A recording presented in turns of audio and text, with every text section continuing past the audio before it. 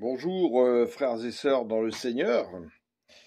Donc comme j'avais pu vous présenter cette semaine dans un short, le Seigneur m'a mis à cœur de faire une série qui va être assez longue parce que je sais que la plupart ont beaucoup de mal à se concentrer plus d'un quart d'heure, hélas.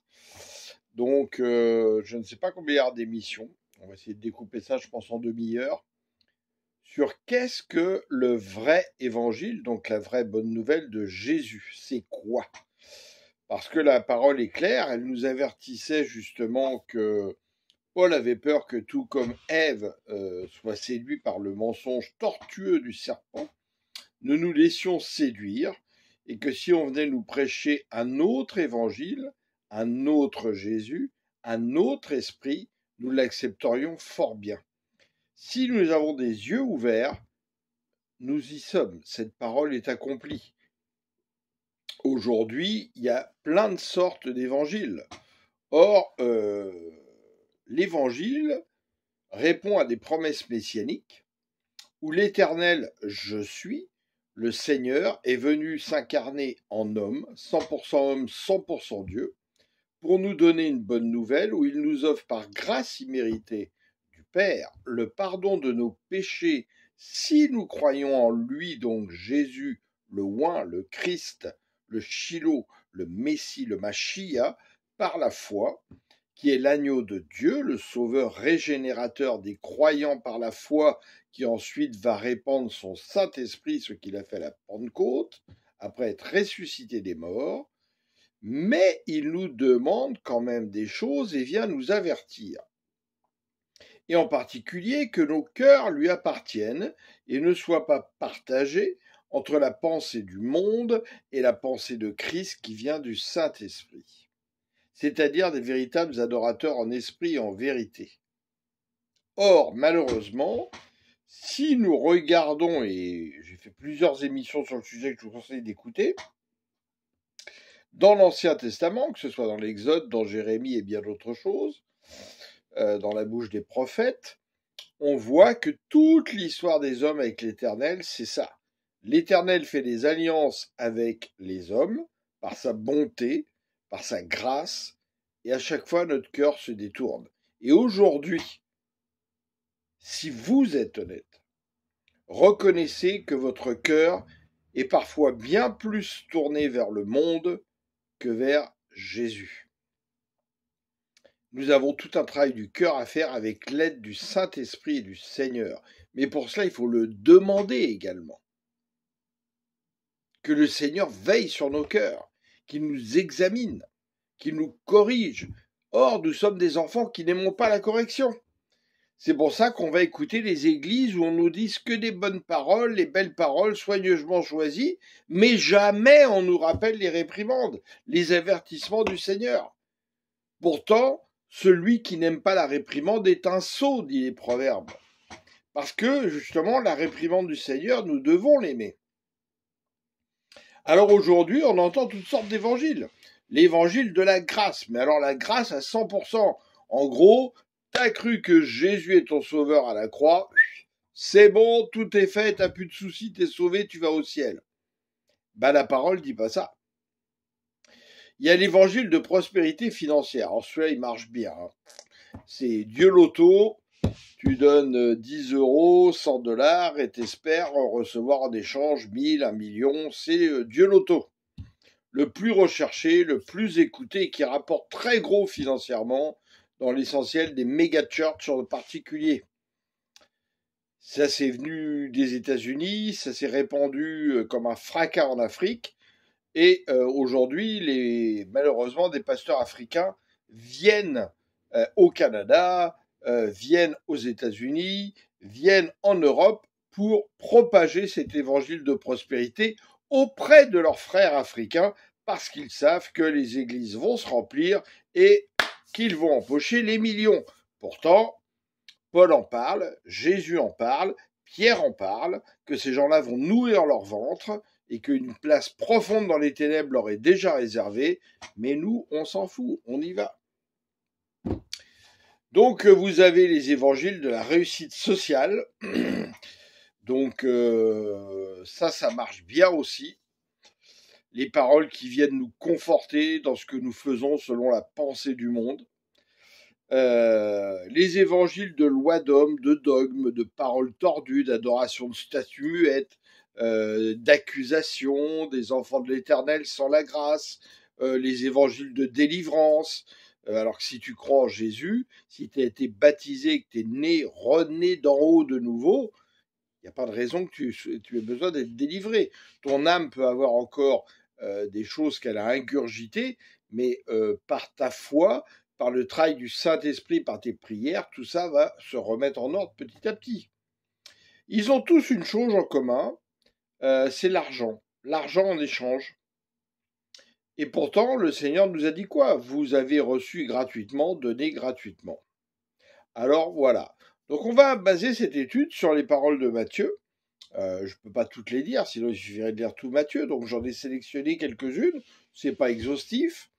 Et l'évangile de Jean, avec au milieu l'évangile de Thomas qui a été déclaré apocryphe par les hommes, mais dont le Seigneur m'a révélé qu'il n'est pas apocryphe. Au contraire, il est un trait d'union qui manque entre Matthieu et Jean et qui nous aide énormément à comprendre que Christ est la plénitude, le tout en tout, et que justement, beaucoup nous ont ramenés dans un système religieux. Comprenons bien que Christ, et on le voit clairement dans la parole, ou alors c'est qu'on est aveugle, s'en est pris essentiellement aux religieux, aux Sanhédrines, aux pharisiens, aux sadducéens.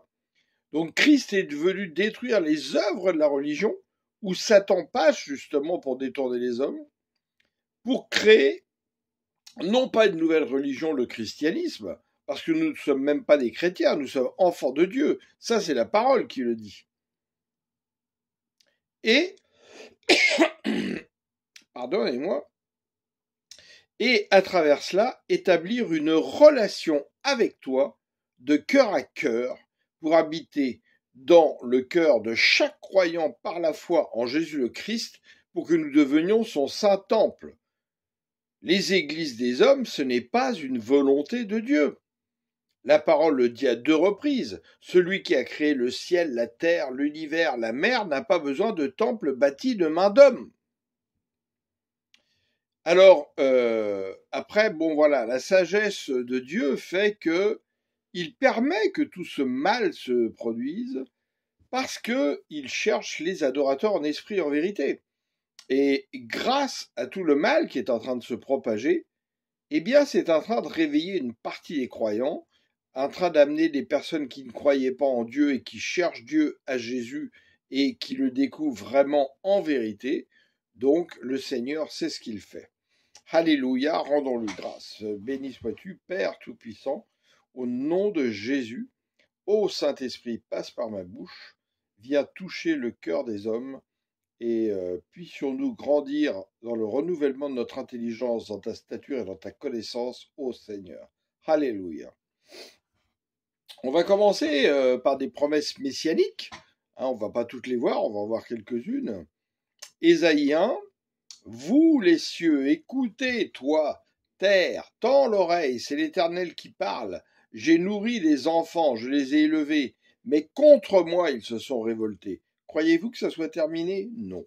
Le bœuf sait bien à qui il appartient, et l'âne connaît la mangeoire où le nourrit son maître. Israël ne veut rien savoir, et mon peuple ne comprend pas. Alors sachez bien que, quand on parle d'Israël, tous ceux qui aujourd'hui sont circoncis dans le cœur par la foi sont la vraie Israël que Christ et Dieu l'Éternel recherchent. Malheur à toi, nation coupable, peuple chargé de crimes, race de malfaiteurs et enfants corrompus. Vous voyez que ce n'est pas les paroles douces, les paroles du Seigneur, c'est l'Éternel des armées.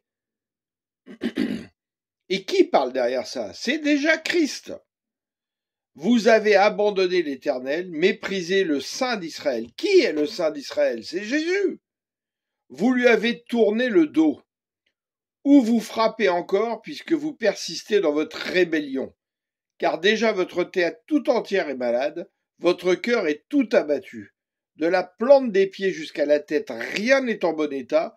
Ce ne sont que des blessures, contusions et plaies vives qui n'ont été ni nettoyées, ni bandées, ni soignées avec l'huile, laquelle l'huile de joie que le Seigneur nous donne. Et vous voyez, on parle du cœur, c'est ce que je disais hier en assemblée de maison. Le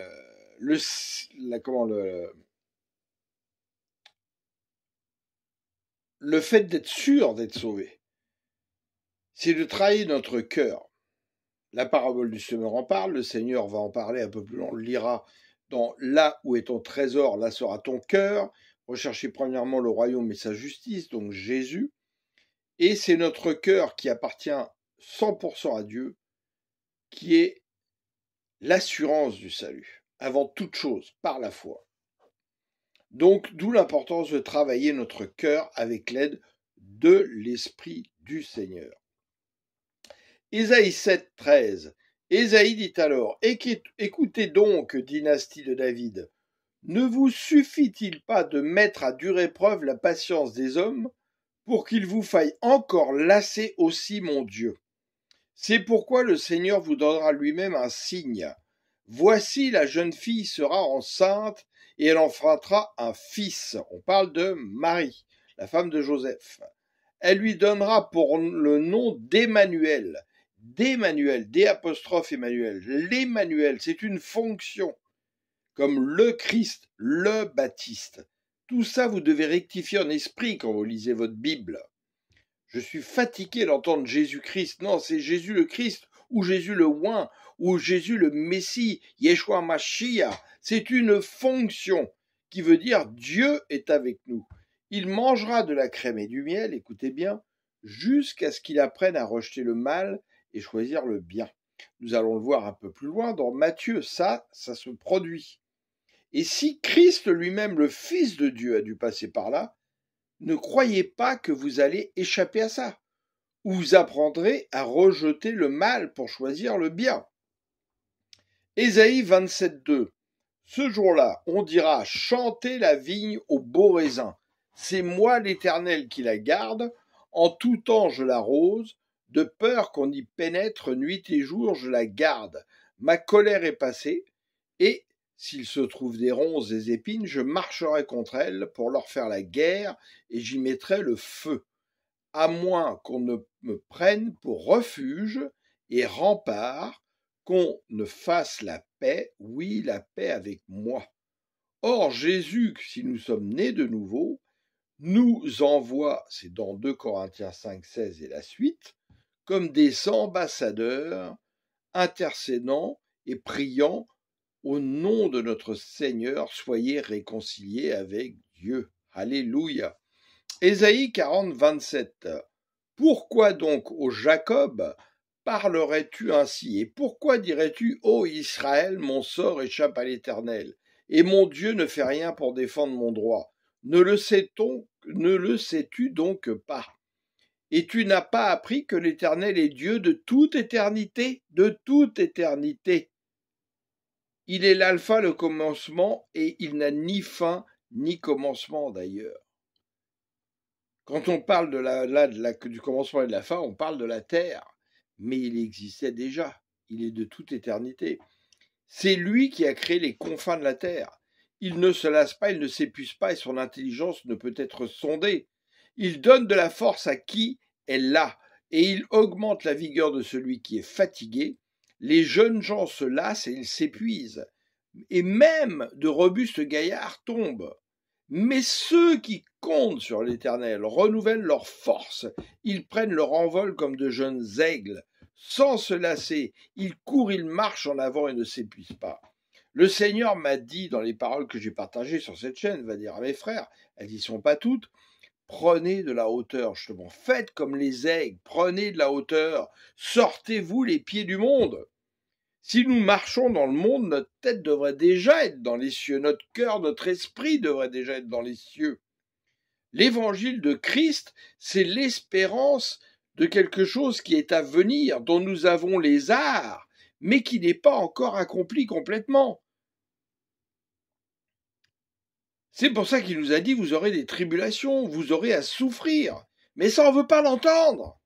Et on ne veut pas vous le rappeler dans les églises, parce que ça rapporte pas. Vous n'allez pas donner l'argent pour que je vous dise vous allez souffrir, vous aurez des tribulations. C'est terrible, hein? Ésaïe 42:1. Voici mon serviteur que je soutiens, celui que j'ai choisi, qui fait toute ma joie. Je lui ai donné mon esprit, et il établira à la justice pour les nations.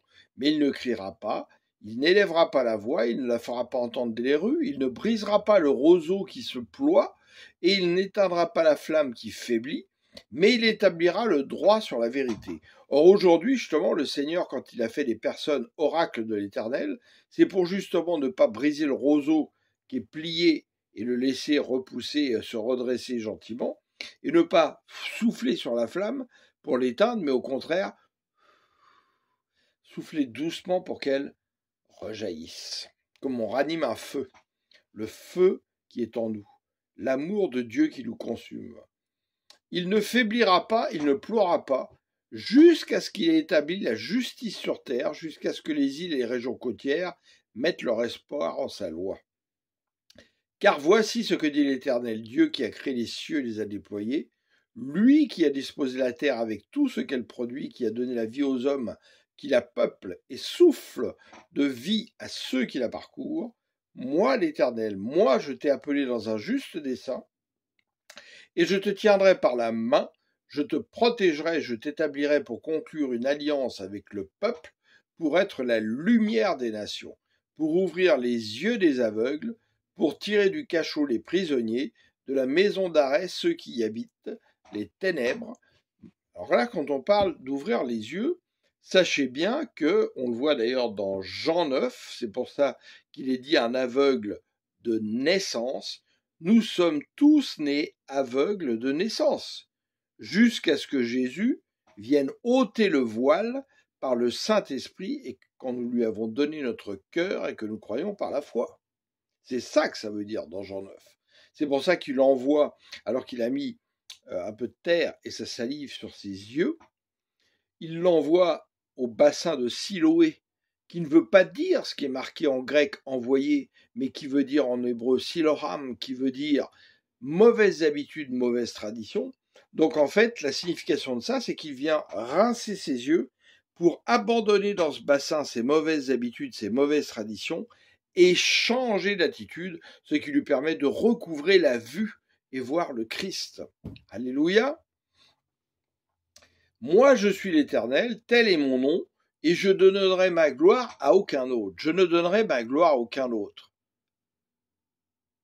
Quand le Saint-Esprit vous parle, quand le Seigneur va vous parler, vous avez un baromètre si vous voulez savoir que ça vient de Dieu. Il témoignera de Christ, il rendra toute la gloire à Christ qui est la vérité et à personne d'autre. Si tout ce que vous entendez dans une expérience divinement spirituelle ne rend pas toute la gloire à Christ et lui seul, le malin est dans l'affaire. Je ne livrerai pas mon honneur aux idoles.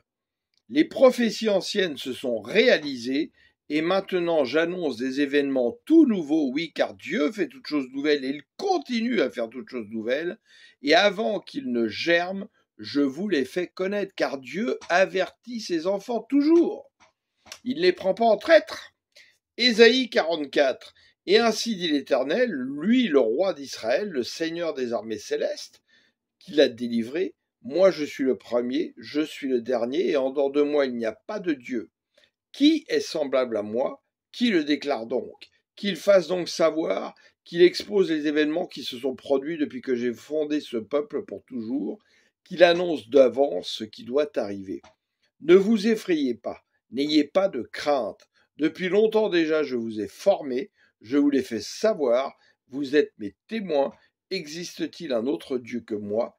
Il n'y a pas d'autre rocher, je n'en connais aucun. Et quand il dit à Pierre, Pierre, sur cette pierre j'édifierai mon église, donc mon assemblée, ma récompense, puisqu'à la fin d'Apocalypse 22, il vient justement avec sa récompense.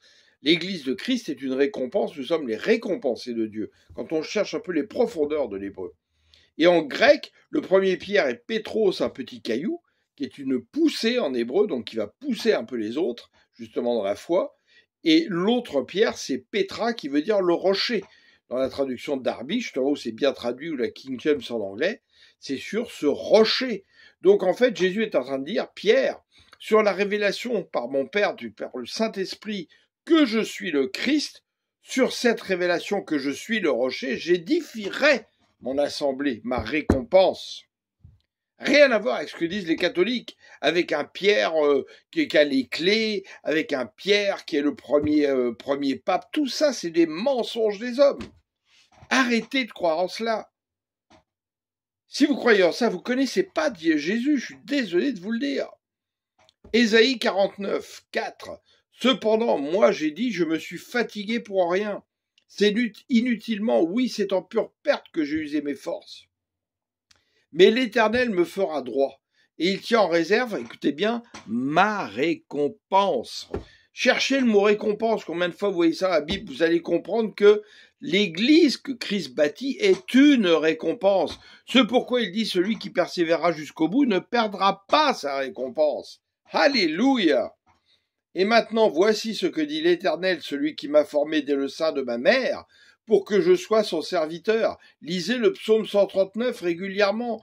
Voyez la belle créature merveilleuse que Dieu a tissée en vous, et que votre âme le reconnaisse. Alléluia! L'Éternel m'a fait cet honneur et mon Dieu est ma force.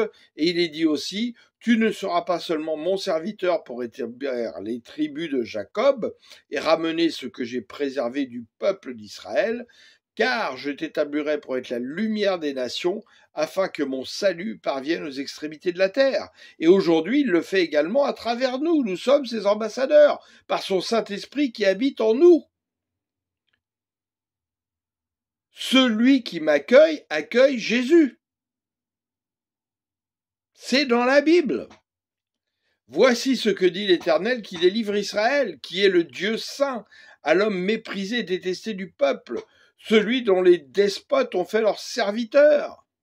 Les rois t'apercevront et ils se lèveront, les princes te verront, ils se prosterneront, afin d'honorer l'Éternel qui est fidèle, oui, le Saint d'Israël qui t'a choisi. Ésaïe 53, la crucifixion annoncée 700 ans avant. On va en lire que quelques parties, mais lisez-le entièrement. Ésaïe 53, 4. Pourtant, en vérité, c'est de nos maladies qu'il s'est chargé. On ne parle pas que les maladies physiques, on parle des maladies spirituelles beaucoup plus importantes qui créent les maladies physiques. Et ce sont nos souffrances qu'il a prises sur lui, alors que nous pensions que Dieu l'avait puni, frappé et humilié. Et aujourd'hui, beaucoup de gens qui vivent dans la pensée du monde remplissent leur vie de toutes choses de consumérisme pour remplir le vide de Christ qui n'est pas en eux. C'est une maladie, une souffrance. Mais c'est pour nos péchés qu'il a été percé, c'est pour nos fautes qu'il a été brisé, le châtiment qui nous donne la paix est retombé sur lui, et c'est par ses blessures que nous sommes guéris. On a mis son tombeau parmi les criminels et son sépulcre parmi les riches. Nous le voyons après dans Nicodème, qui va venir justement mettre le corps de Jésus dans son tombeau tout neuf. Et Nicodème était riche, alors qu'il n'avait pas commis d'acte de violence et que jamais ses lèvres n'avaient prononcé de mensonge. Mais il a plu à Dieu, donc le Père, de le briser par la souffrance, bien que toi, Dieu, tu aies livré sa vie en sacrifice de réparation, l'agneau qui ôte le péché du monde pour celui qui croit en la foi en Jésus, le Fils de Dieu, il verra une descendance, il vivra de longs jours, et il accomplira avec succès ce que désire l'Éternel, car après avoir tant souffert, il verra la lumière, donc quand il est ressuscité, et il sera comblé. Et parce que beaucoup de gens le connaîtront, mon serviteur le juste, Christ, les déclarera justes et se chargera de leurs fautes. Voilà pourquoi je lui donnerai une part avec ces gens nombreux, il partagera le butin avec la multitude, car il s'est dépouillé lui-même, lisez Philippiens 2, jusqu'à la mort, et s'est laissé compter parmi les malfaiteurs, car il a pris sur lui les fautes d'un grand nombre, il est intervenu en faveur des coupables. Et si nous sommes en Christ, nous devons manifester la grâce également. C'est pour ça qu'on nous demande de prier pour ceux qui nous maudissent, ceux qui nous maltraitent, d'aller vers les malades. Le Seigneur nous a dit d'aller vers les malades. Et aujourd'hui, dans les églises, on se réunit en ce qu'on espère être entre justes pour se dire c'est bon, les bombes de Satan ne tomberont pas dessus. Quelle erreur! Satan est le deux pieds dans nos églises la plupart du temps. Là où Dieu a son église, Satan a sa chapelle. Satan n'a pas besoin de combattre dans le monde. Le monde lui appartient. À votre avis, où c'est qu'il va combattre le plus? C'est pour ça qu'on en est là aujourd'hui. Ésaïe 55, tendez l'oreille, venez à moi. Écoutez-moi et vous vivrez, car je conclurai avec vous une alliance éternelle, par son corps et son sang livrés pour nous, celle que dans ma bienveillance et ma fidélité j'ai promise à David. Donc pour comprendre l'agneau divin avec le pain de vie, le sang, etc., méditez Hébreux 9, Hébreux 10, qui vous explique clairement ce que cela signifie. Voici, j'ai fait de lui un témoin pour les peuples, un chef pour commander au peuple. Oui, tu appelleras une nation que tu ne connais pas, une nation qui ne te connaît pas, va accourir vers toi. C'est à cause de moi, moi l'Éternel ton Dieu, moi le Saint d'Israël, qui te couvre de gloire. Tournez-vous donc vers l'Éternel, tant qu'on peut le trouver. Christ est le repos. La parole nous le dit dans les Épîtres. Pendant que vous pouvez encore entrer dans le repos, ne faites pas comme ils ont fait à Mériba avec le syndrome de la nuque raide. Entrez dans le repos, sachant que le 7e jour, Adam a chuté avant le soir, qui était censé être le repos. Ça, on en reparlera, tout ça. J'en ai déjà parlé sur la chaîne. Voici, j'ai fait de lui un témoin pour les peuples, un chef pour commander au peuple. Oui, tu appelleras une nation que tu ne connais pas. Une nation qui ne connaît pas va accourir vers toi. C'est à cause de moi, moi l'Éternel ton Dieu, moi le Saint d'Israël qui te couvre de gloire. Donc, tournez-vous donc vers l'Éternel, tant qu'on peut le trouver. Adressez-vous à lui tant qu'il est proche. Que le coupable abandonne sa voie, donc changez d'attitude, et l'homme malfaisant ses mauvaises pensées, et qu'il revienne à l'Éternel qui aura compassion de lui, à notre Dieu qui lui accordera un pardon généreux. Car vos pensées ne sont pas mes pensées, et vos voix ne sont pas mes voix, déclare l'Éternel. Autant le ciel est élevé au-dessus de la terre, autant mes voix sont élevées au-dessus de vos voix, et autant mes pensées sont élevées au-dessus des vôtres. Dans le psaume 139, on en parle aussi. La sagesse de Dieu n'a rien à voir avec la sagesse humaine, c'est pourquoi souvent nous ne comprenons pas ce que Dieu fait. Il laisse le mal agir, mais pour servir son œuvre. Ésaïe 79. Ce ne sera plus le soleil qui désormais te donnera la lumière du jour, la clarté de la lune ne luira plus sur toi la nuit, car l'Éternel sera ta lumière à toujours, oui, ton Dieu sera ta splendeur. Ça parle de l'Apocalypse 21-22. Beaucoup de choses dans les prophètes ne sont pas encore accomplies. Désormais ton soleil ne se couchera plus, et à jamais plus ta lune ne se retirera, car l'Éternel sera ta lumière à toujours, et les jours de ton deuil auront pris fin pour toi. Car c'est la lumière de Christ, de l'Éternel, qui nous éclairera, comme il était au début de la Genèse, jusqu'au 4e jour où il crée les luminaires. Mais au début, on parle bien de Dieu, de jour, de nuit, de lumière. Quelle est cette lumière? C'est la lumière de l'Éternel. Et Adam et Ève étaient dans la gloire. C'est pour ça qu'ils ne voyaient pas leur corps nu, et la nudité de corps est le symbole de la désobéissance. Lisez la Odyssée. Aujourd'hui, pareil, l'église de la Odyssée. Tu te crois riche, mais tu es pauvre et nu. Et Jésus vient frapper à la porte de son église. On est dans ces temps-là. Jésus vient frapper à la porte de son église. Qui s'est détourné de lui, qui se croit riche, machin, millionnaire et tout va bien, et qui use la parole de Dieu pour s'enrichir. Et quelle est l'église qui est juste avant? Qui sont les deux églises qui s'opposent? L'église de Philadelphie, qui est restée fidèle, elle, qui a peu de puissance sur la terre visible par les yeux, mais une grande puissance spirituelle, car elle est une colonne dans le temple de mon Dieu. Soyez de cette église de Philadelphie, ne soyez pas de la Odyssée. Ou alors ouvrez la porte à Jésus pour pouvoir redevenir l'église de Philadelphie. Nous sommes dans ces temps. Hein. Ton peuple sera tout entier composé d'hommes justes et ils posséderont le pays pour toujours. Ils sont les rejetons que j'ai plantés, moi-même, l'ouvrage de mes mains pour manifester ma splendeur. Le plus petit d'entre eux deviendra un millier, le plus insignifiant une nation puissante. C'est moi l'Éternel qui attrait en leur temps ces événements. Ésaïe 61, l'Esprit de l'Éternel, ce que Jésus a dit dans la synagogue, du Seigneur est sur moi, car l'Éternel m'a oint pour annoncer aux humiliés une bonne nouvelle. Oui, il m'a envoyé afin de panser ceux qui ont le cœur brisé, d'annoncer aux captifs leur délivrance, et à ceux qui sont prisonniers leur mise en liberté, donc les prisonniers de Satan, afin de proclamer l'année de la faveur de l'Éternel, et un jour de rétribution pour notre Dieu, afin de consoler tous ceux qui mènent le deuil, etc. Je vous laisse lire la suite. Et on pourra lire bien plus loin que justement, pareil, arrêtez de croire que Christ a été crucifié le vendredi, qui est un mensonge catholique. Il devait rester 3 jours et 3 nuits dans le tombeau. Je suis désolé, de vendredi à dimanche, ça ne fait pas 3 jours. Et tous ceux qui sont guidés par le Saint-Esprit ont reçu la révélation évidente que Christ a été crucifié le mercredi et que cette année-là, ça a été vérifié depuis historiquement, c'était une année exceptionnelle. Pourquoi Dieu a fait mourir Christ en ce temps-là, qui était une année de jubilé, où on remet tout à zéro, les compteurs à zéro, et il y avait 2 Shabbats.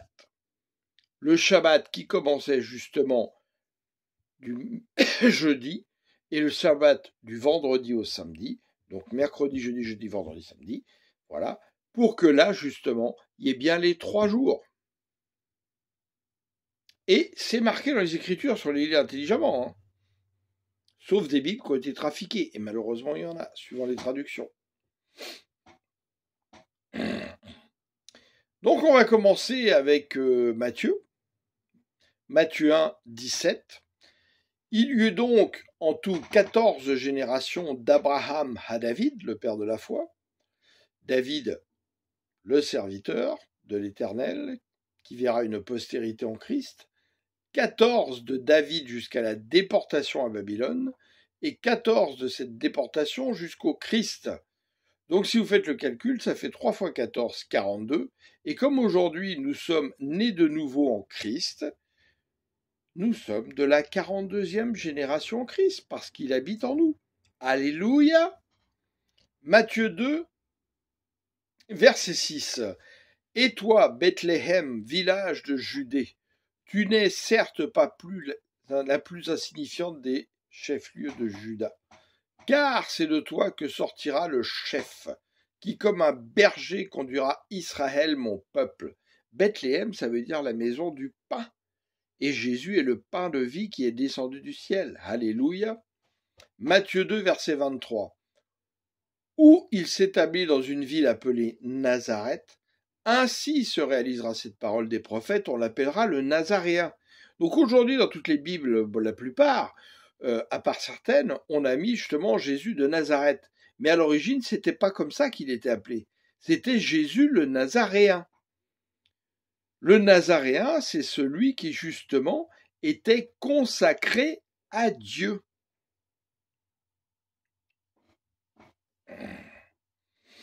Matthieu 3, verset 16. Aussitôt après avoir été baptisé, Jésus sortit de l'eau. Alors le ciel s'ouvrit pour lui, et il vit l'Esprit de Dieu descendre sous la forme d'une colombe et venir sur lui. En même temps, une voix venant du ciel fit entendre ces paroles. Celui-ci est mon Fils bien-aimé, celui qui fait toute ma joie. Si vous entendez le Seigneur vous appeler mon fils, ma fille, tu fais l'objet de toute ma joie, l'objet de tout mon amour. Sachez que là, vous commencez à être très proche de la connaissance de Christ et que Christ vous connaît. Je vous le souhaite. Ésaïe 7, 15, justement. On en parlait tout à l'heure. Matthieu 4.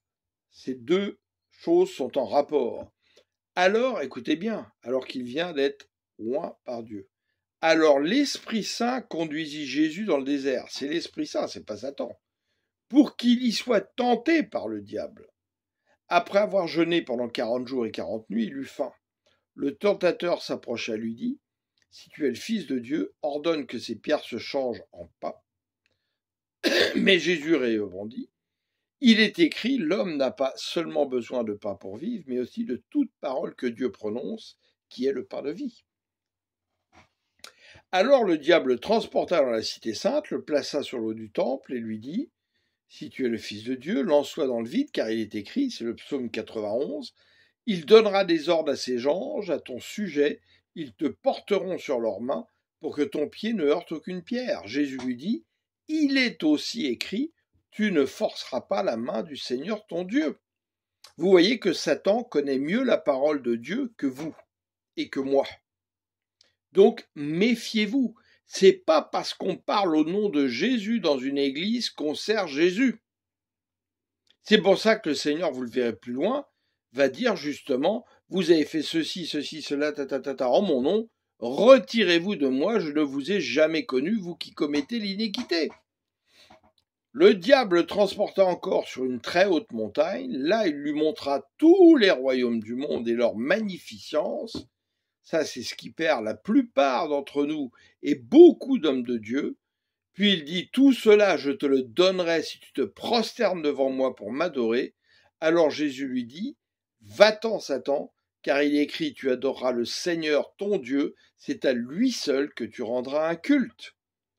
On ne peut servir de maître. C'est l'histoire du cœur partagé. Que votre cœur ne soit pas partagé. Là-dessus, le diable le laissa, et voici que des anges vinrent et se mirent à le servir. Alors Matthieu 5, Matthieu 6, il y a beaucoup de trésors. Matthieu 5, 8, heureux ceux dont le cœur est pur, car ils verront Dieu. Vous voyez encore le cœur. Et un cœur pur, c'est un cœur que vous avez donné au Seigneur qui n'est pas partagé.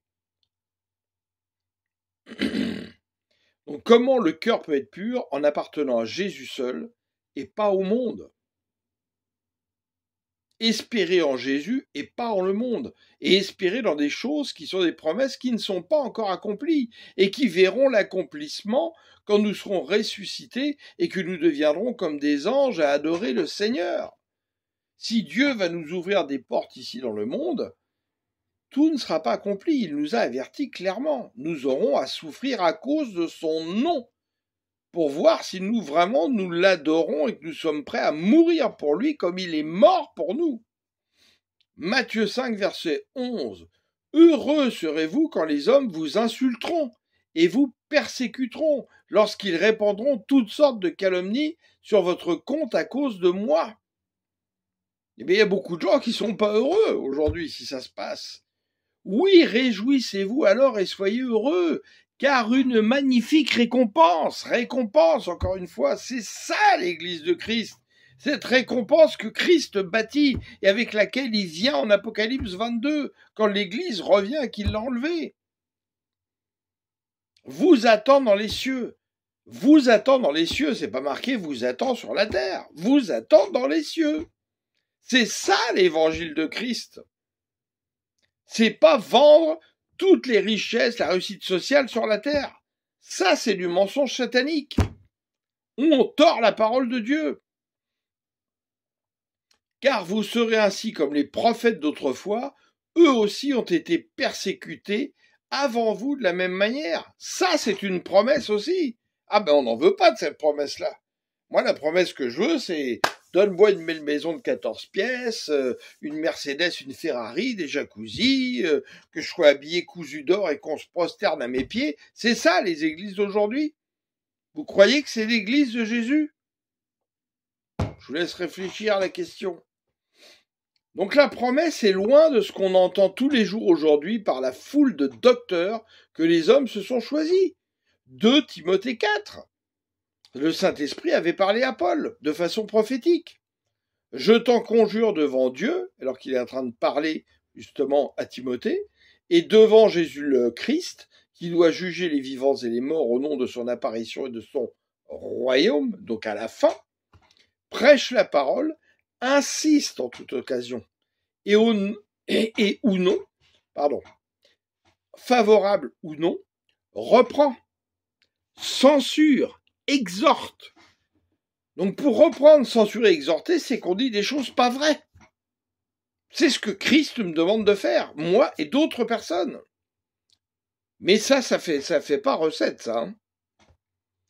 Prêche la parole, insiste en toute occasion favorable ou non, reprend, censure, exhorte avec toute douceur et en instruisant selon la connaissance de la parole illuminée par le Saint-Esprit. Car il viendra un temps où les hommes ne supporteront pas la saine doctrine, donc le vrai évangile, mais ayant la démangeaison d'entendre des choses agréables, ils se donneront, c'est pas Dieu qui leur donnera, une foule de docteurs selon leurs propres désirs, donc des désirs qui viennent d'un mauvais cœur, détourneront l'oreille à la vérité, donc Christ, et se tourneront vers des fables. Mais toi, sois sobre en toutes choses, supporte les souffrances, fais l'œuvre d'un évangéliste, remplis bien ton ministère. Matthieu 5,20, je vous le dis, si vous n'obéissez pas à la loi mieux que les spécialistes de la loi et les pharisiens, vous n'entrerez pas dans le royaume des cieux. Matthieu 22, il lui demanda, Maître, quel est dans la loi le commandement le plus grand? Jésus lui répondit, comme il a répondu à Satan, tu aimeras le Seigneur ton Dieu de tout ton cœur, de toute ton âme et de toute ta pensée. C'est là le commandement le plus grand et le plus important, c'est-à-dire ton cœur totalement à Dieu.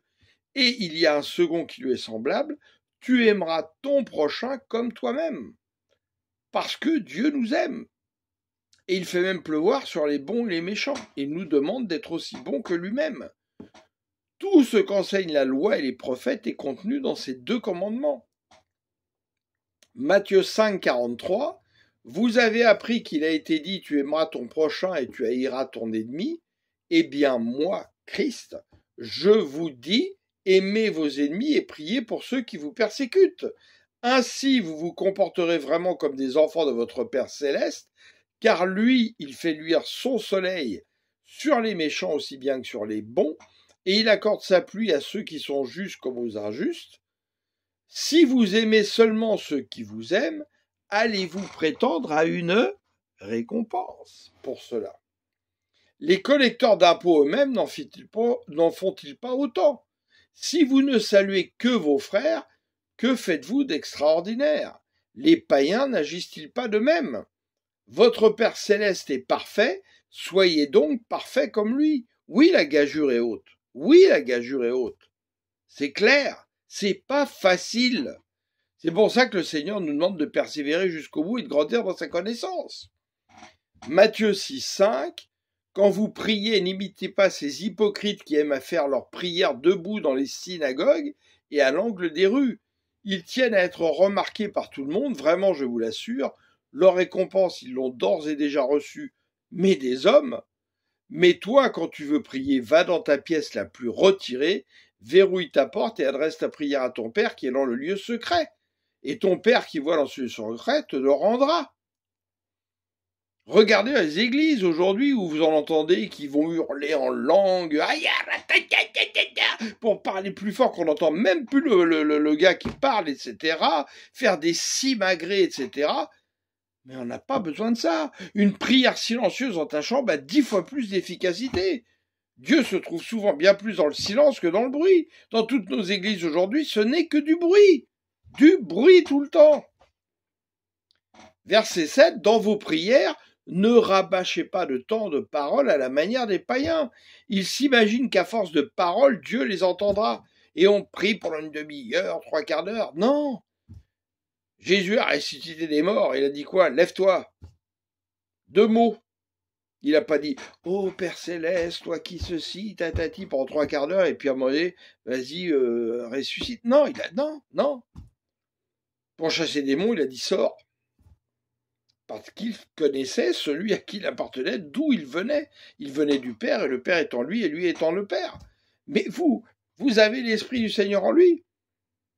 Alors faites comme Jésus, soyez son imitateur. Par la foi. Ne les imitez pas, car votre Père sait ce qu'il vous faut avant même que vous lui demandiez, parce que Dieu sonde tout. Relisez encore le psaume 139. Méditez-le là tous les jours pendant 30 jours, vous allez voir. Et parlez-vous à vous-même en regardant la glace quand vous dites justement tu as fait une œuvre merveilleuse en moi et mon âme le reconnaît. Sonde-moi, le psaume 139, sonde-moi, ô Dieu, pénètre mon cœur, examine-moi et pénètre les pensées qui me bouleversent. Alléluia.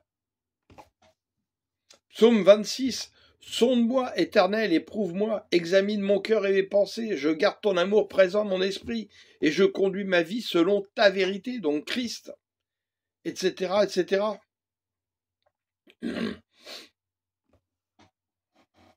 Alors ça, on n'aime pas trop en parler dans les églises des hommes. Matthieu 6, 19. Ne vous amassez pas des richesses de la terre où elles sont à la merci de la rouille, des mythes qui rongent ou des cambriolaires qui percent les murs pour voler. Amassez-vous plutôt des trésors dans le ciel, qui sont des trésors spirituels, la vraie richesse, où il n'y a ni rouille, ni mythes qui rongent, ni cambriolaires qui percent les murs pour voler. Car là où est ton trésor, donc le trésor céleste de la connaissance de Christ dans toute sa plénitude, là sera aussi ton cœur. Et Jésus cherche des cœurs, Dieu le Père cherche des cœurs. Verset 22, les yeux, la convoitise commence par les yeux, sont comme une lampe pour le corps. Si donc tes yeux sont en bon état, ton corps entier jouira de la lumière. Mais si tes yeux sont malades, c'est-à-dire par la convoitise des choses du monde, tout ton corps sera plongé dans l'obscurité parce que tu appartiens à Satan. Si donc la lumière qui est en toi est obscurcie, dans quelles ténèbres profondes te trouveras-tu? Nul ne peut être en même temps au service de 2 maîtres, car ou bien il détestera l'un et aimera l'autre, ou bien il sera dévoué au premier et méprisera le second. Vous ne pouvez pas en même temps servir Dieu et l'argent. C'est le cœur partagé, c'est toute l'histoire des hommes avec Dieu depuis le début. Verset 26, voyez ces oiseaux qui volent dans les airs, ils ne sèment ni ne moissonnent, ils n'amassent pas de provisions dans les greniers, et votre Père céleste les nourrit. N'avez-vous pas bien plus de valeur qu'eux? Et regardez, les oiseaux, vous les entendez chanter tout le temps, vous croyez qu'ils font quoi? Ils rendent des louanges à leur Père céleste. Les oiseaux connaissent mieux le Père céleste que les humains. Waouh! C'est pourquoi la création attend avec un ardent désir la révélation des fils de Dieu, ceux qui adorent en esprit et en vérité. Alléluia! Matthieu 6, on va finir par là pour aujourd'hui, 33, dans la version Summer. Faites donc du règne de Dieu et de ce qui est juste à ses yeux, c'est-à-dire Jésus, votre préoccupation première, et toutes ces choses vous seront données en plus. Ne vous inquiétez pas pour le lendemain se souciera de lui-même, à chaque jour suffit sa peine. En Louis II, cherchez premièrement le royaume et la justice de Dieu, et toutes ces choses vous seront données par-dessus tout. Le royaume de Dieu, il est à Christ, qui le remettra à la fin à son Père, et c'est là qu'il vous propose de entrer dans son royaume, et la justice de Dieu a été établie par le Christ sur la croix. Donc chercher Christ, c'est ça que ça veut dire, et grandir dans la connaissance de Christ. Pas un Jésus religieux, un Jésus qui est la plénitude de tout l'univers. Ça nous dépasse totalement. Qui est là derrière moi, qui est là à l'intérieur de moi, qui est là autour de vous en ce moment, qui est partout. On est pour beaucoup très très loin de tout ça. Alors nous continuerons la prochaine fois. Je vous conseille entre-temps de méditer justement de nouveau entièrement Matthieu, entièrement Jean, et de demander au Saint-Esprit d'illuminer sa parole, et attardez-vous sur les versets qui vous chatouillent, qui vous avez envie de passer les pages quand ils arrivent. Ne lisez pas que les promesses qui caressent, car c'est ces versets-là qui vont nous aider énormément. Alléluia. Gloire à toi, Seigneur. Et vraiment, vraiment, Seigneur, par ton Saint-Esprit, pénètre-nous, pénètre nos cœurs, illumine-nous, Seigneur, enlève le voile qui est devant nos yeux. Alléluia. Lisez 2 Corinthiens 4 sur le voile, vous verrez. Amen. Je vous aime.